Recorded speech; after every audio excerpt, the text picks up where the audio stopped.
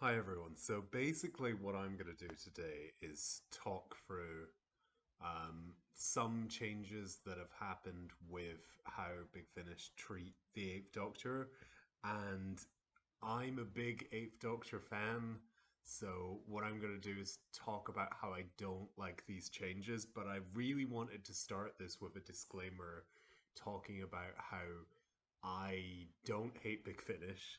I think that these are pretty rational sort of business decisions, but I just think creatively that they perhaps make a few mistakes here or there, which I'll get into. But I've been a big Finnish fan since, I don't know, the 90s. I remember I had like a copy of like the Apocalypse Element on tape.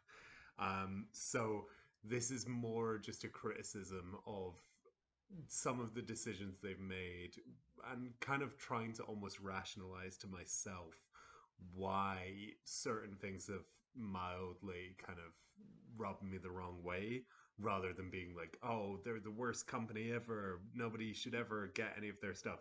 It's a very sort of loving critique, where I'm like, can you lean slightly more towards this way rather than being particularly harsh. So basically, what's happening at the moment is that there's been an announcement of a new box set of Eighth Doctor audio adventures with a new companion. Um, this, for someone like myself, I'm a huge Eighth Doctor fan. Probably that comes out of the fact that um, Paul McGann was the Doctor for my childhood, even though obviously there's only one TV story. There were things like the webcast Shada, there were the BBC books, there were the comics, there were the audios. So when I was a kid, I was like, this is the current Doctor. He felt like the newest, the most important, the most kind of up to date version of the character. And that has kind of stuck with me throughout the new series because, additionally to the fact that he is the one I grew up with as a kid, the, sh- the show kind of changes a little bit in terms of like the certain things which are important in terms of the style of character dynamics, the style of storytelling, things like that. So the Eighth Doctor is basically the last of a line of storytelling from the classic series. So he's basically, if the classic series never ended, is how I view a lot of his material. So I've got a lot of investment in him, and so new box set, I should be really excited. But instead of being excited, I felt a little bit of disappointment. Um, and it was difficult for me to really understand why this was until I started thinking through um, why I like the Eighth Doctor and maybe the history of where his adventures come from and like how they've changed slightly in recent years, and this being a real sign of how they're changing. So, to get started, I think it'd be worth just giving a brief history of where this kind of non TV material comes from. Because those of you who are Big Finish fans or Doctor Who fans for many years involved in the spin-off materials, they'll know this already. But those of you who are maybe less au fait with the non-TV stuff, you're like, well, Pomgan's only in one movie, and then he's in one short, which was made, a few years ago. How can he be your favorite Doctor? And a lot of this comes from the fact that there's a lot of non-TV materials. So there's the books, there's the comics, there's the audios, and these, when you look at certain eras, are basically just sort of ancillary parts of the Doctor Who world, sort of little spin off bits which go, oh, here's a little bit of extra information of what's going on the TV right now. So when you look at, say, the Jodie Whittaker comics, those are really just telling stories that happened between the ones which were being broadcast at the same time. But something that I think is really interesting is this emergence of almost like a non TV canon.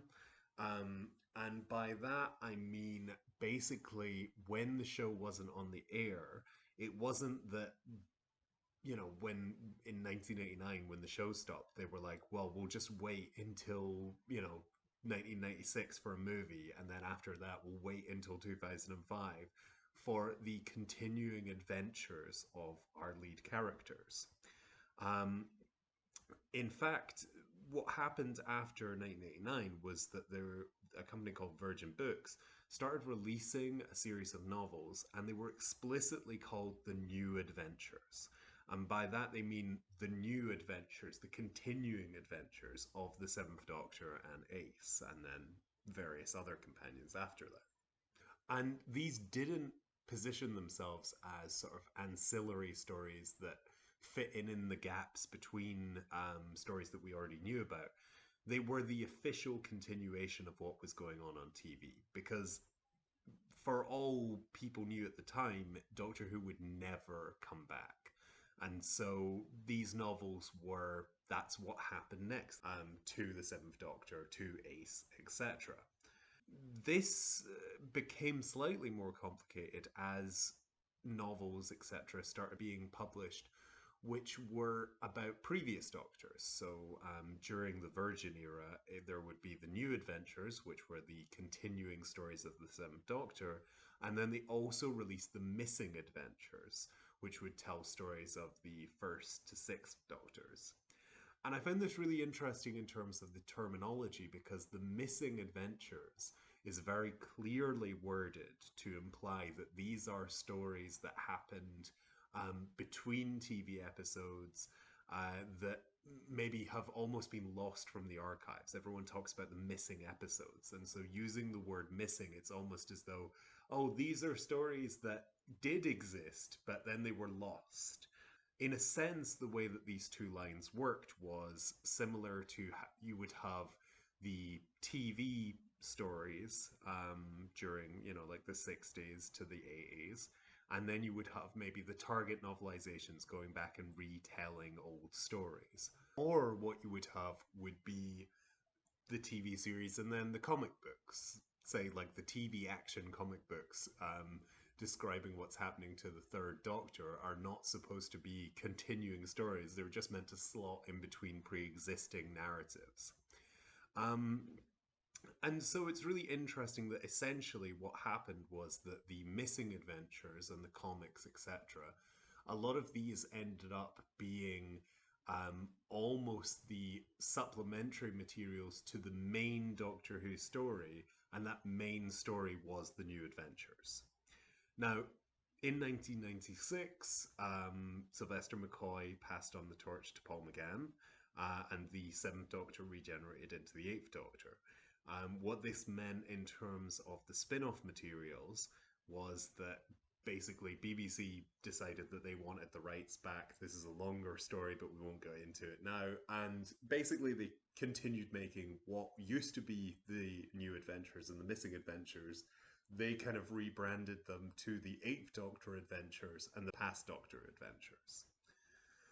And essentially, this transformed the novel series with McGann into the continuing, ongoing story of Doctor Who. It was as legitimate then as, say, the TV series is now. It was the main primary focus of the ongoing story. Now, in the late 90s, this changed a little bit because of the coming to prominence of Big Finish. Now, Big Finish, as you probably know, is the audio company which produced the Doctor Who audio dramas. And initially, they were doing similar things to the past Doctor adventures. They were doing stories with Davison, Colin Baker, and McCoy, fitting in between stories that we already knew about. So, say like there would be a new story, like the second of the monthly range of Big Finish is called Phantasmagoria, and it has Davison and Turlough in it. And therefore, it's, set between the end of Resurrection of the Daleks and Planet Fire. However, this all changed when McGann came on board. And it was the first time really that he'd come back to reclaim the role. And this really changed the weighting of what was the official continuation of the TV show. Because very much the books were that. until you've got the literal actor from the last episode taking on the role again. And what people do now is they very much, especially in a lot of kind of documentary materials, um, they talk about it as though Big Finish was the only continuation of the TV show, and like they'll maybe mention the novels, but actually it was more of it was almost like a battle between two different companies that were trying to be the legitimate successor to the TV show. And some people were loyal to the books and some people were loyal to the audios. So essentially, you had these two branches, one of them being more traditional Doctor Who stories that are more kind of maybe like casual audience orientated, and one which is trying to push sort of ongoing story a bit more, trying to push kind of complex ideas more. Neither of which I would say is the only way to go, neither of which always succeeded at what it was doing, and neither of which was had a monopoly on either of these approaches. While I think that the average Eighth Doctor novel would probably be more kind of complex, maybe more hard sci-fi or sort of complex in a kind of like literary structure way. That doesn't mean that the Big Finish stories never did that. So you can look at like the natural history of fear or Zagreus or something like that. Whereas there's plenty of Eighth Doctor novels which are just fun.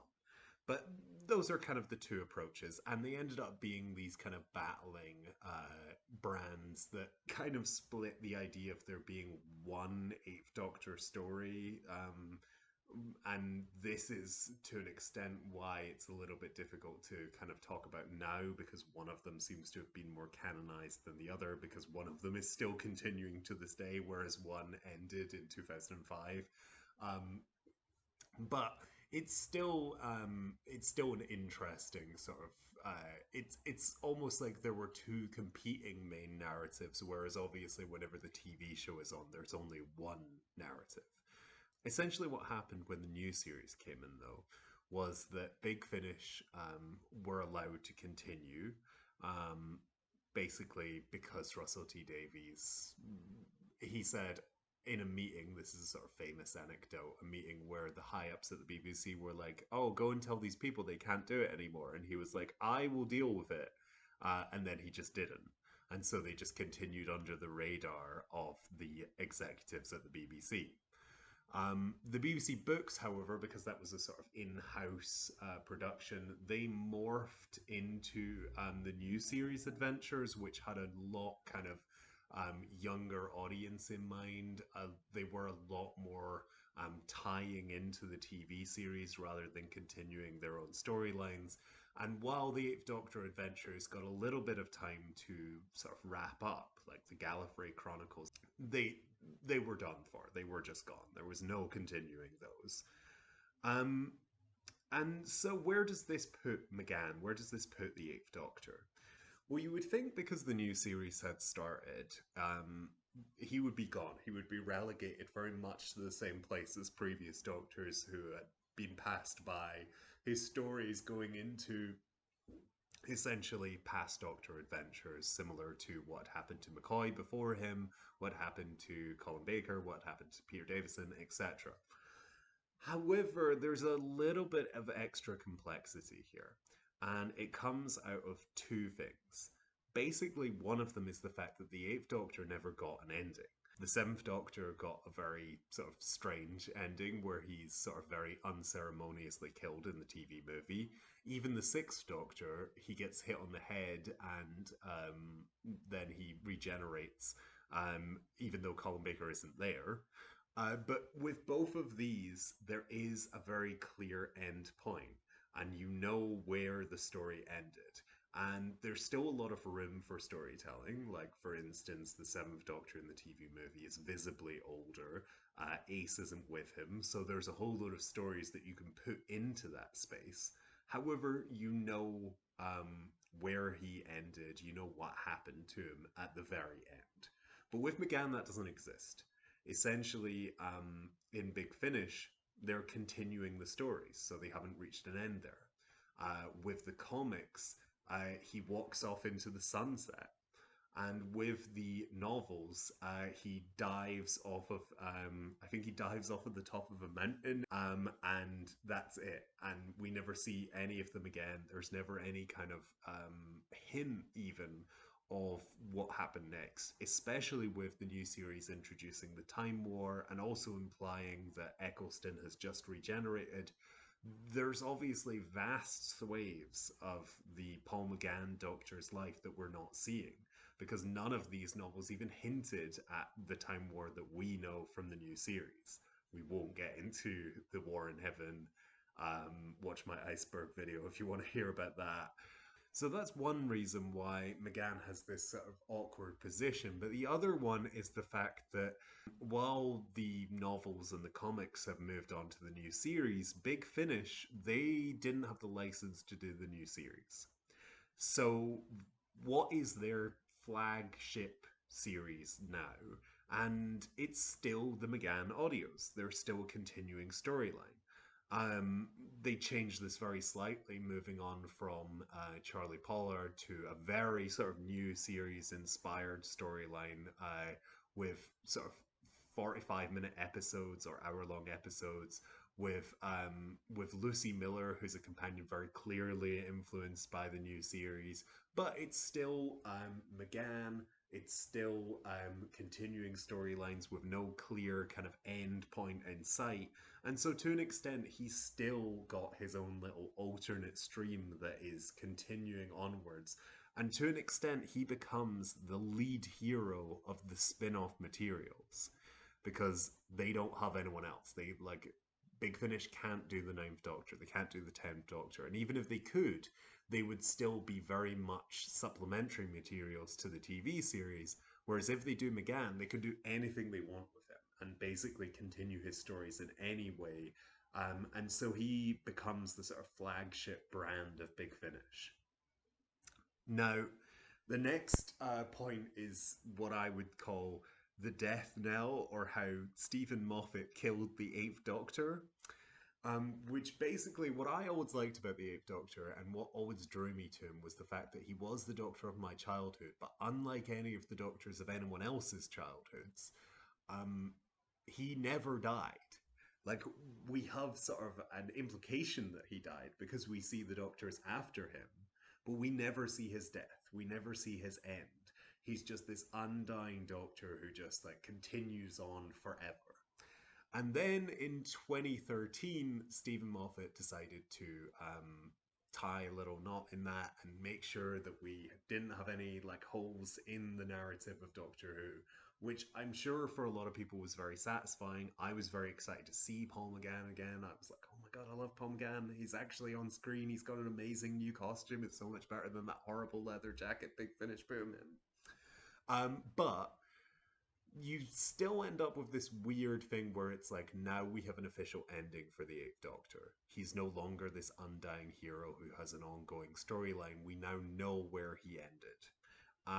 And this obviously like was gonna happen at some point. There was always gonna be a point where it stopped being this like lost period of the like the classic series never dies because Paul McGann will always keep playing the Doctor in ongoing stories. Well, Stephen Moffat, he got rid of that. He even explicitly sort of canonized Big Finish and canonized it over other materials, over the comics, over the novels, by having Paul McGann in this regeneration minisode reference Big Finish characters. Um, and so to an extent, it's like there is this now. McGann has been relegated back to status of past Doctor. He's not a continuing Doctor. He's not a Doctor who's still living and whose stories are still unfolding that we could see the future of. We've seen the end of his stories. However, obviously, there's still the little bit of wiggle room of the fact that essentially we still potentially, like, we still have the ongoing stories that were going on at Big Finish. We know his ending, but like maybe it's so far in the future from where we are that it's like, oh, we've still got a little bit of like importance to what's happening to him. And so it diminishes the importance of McGann as this ongoing storyline, but it doesn't completely get rid of it. Um, where this starts to come in more is with the license being given to Big Finish of doing the new series.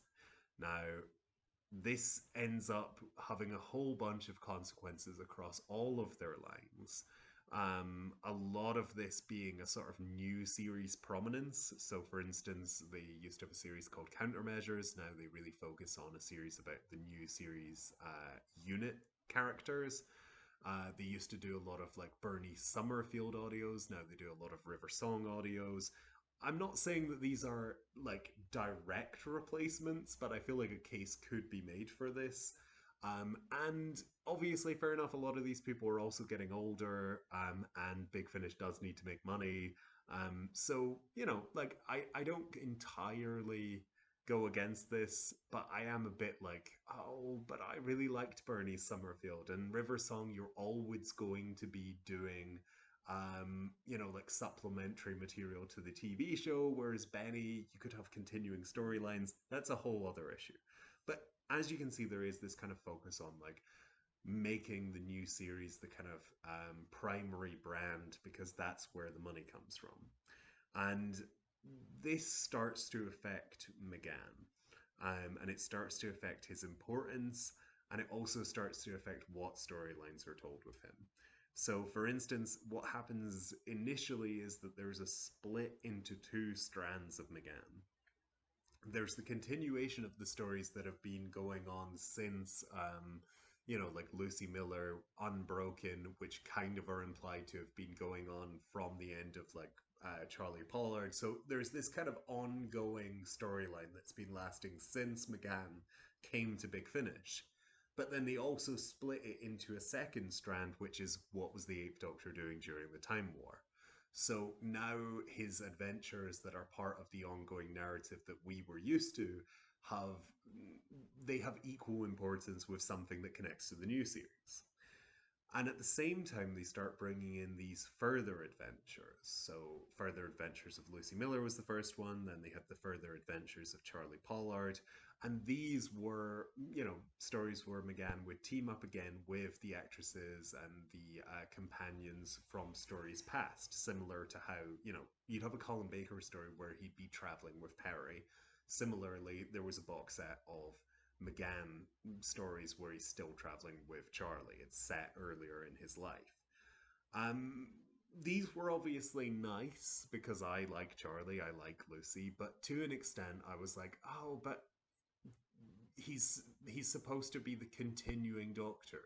You wouldn't release a new TV show episode set in, say, like when Flux was being released. They wouldn't release one episode where it's like, oh, and this is a story where Jodie Whittaker is still traveling with Graham and Ryan, and it's set during that. It would be strange. It would be, something that you'd only do later once they become one of the past Doctors. So these start to happen, and they later on lead into this thing that Big Finish did where they restructured how they released their stories. Essentially, there used to be a main monthly range, and along with this monthly range, there would be box sets, and the box sets would be for important releases. So, the Eighth Doctor was the first person to get these. There was also, Tom Baker box sets. There's also box sets for when they got David Tennant to come back for the first time. They were like, "Oh, this is going to be a box set because this is important," etc., etc. So to an extent, what was happening was that you'd have Tom Baker got box sets because he's Tom Baker and everyone loves Tom Baker. But McGann got box sets because he was the most important of the classic Doctors in terms of the storylines that they were telling with him. But then Big Finish decided to give everyone a box set, which meant that essentially everyone was equalized. All the Doctor's stories were equally important. And so that again sort of made the Eighth Doctor less important, especially because they started describing the stories of the Eighth Doctor in a little bit of a different way. So producer David Richardson said, It's a new start for the Eighth Doctor. After 10 years of long form interconnected storytelling, the range begins again with standalone stories. Each box set can be enjoyed in isolation. So essentially, that's them explicitly saying the Eighth Doctor is just the same as the other Doctors. He just gets specific little stories that fit in, similar to how, like a story with Peter Davison and Adric would fit in, or Tom Baker and Romana would fit in. It's just like we're going to put stories here and there into his timeline in the same way that he's now just a past Doctor. Which I found sad. I found this sad, and I think that this is what essentially has been proven to be correct with this new announcement. I think what I was hoping is that even though Big Finish wouldn't think about them as being as important, they would still essentially continue the stories of the Eighth Doctor, Liv and Helen, in the same way that they had before, even though they wouldn't have the same kind of branding importance and maybe they wouldn't be thought about in the same way. Maybe they wouldn't have as many linked storylines, like there was like 4 box sets of Ravenous, maybe they would just be sort of individual stories. But then, like the TV show itself has had seasons where it's just been individual stories with the same characters that continue. So I kind of hoped it would be a bit like that.